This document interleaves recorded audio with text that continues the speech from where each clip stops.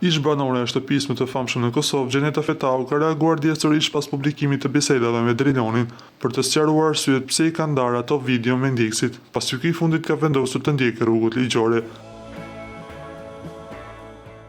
Pas publikimit, rasti është trajtuar nga Agjencia për Mbrojtjen e të Dhënave Personale, e cila ka deklaruar se sipas Kodit Penal të Kosovës, ky veprim është i kundërligjshëm.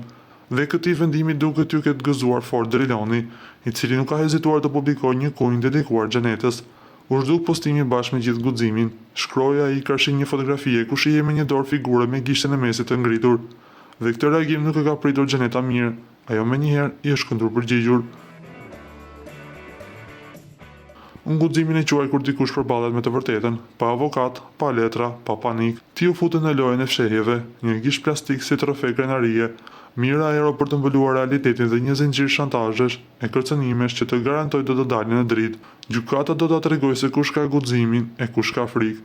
Kur e pash gishtin më kujtohet sa herë përdore në shtëpinë më të famshme, gati se kishe zhvirgjëruar çunat e shtëpisë me të, thash me vete, ua çfarë vajze e guximshme.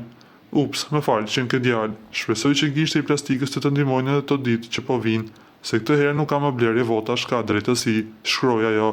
Nuk dihet se si do të përfundojë drama që ka nisur mes këtyre.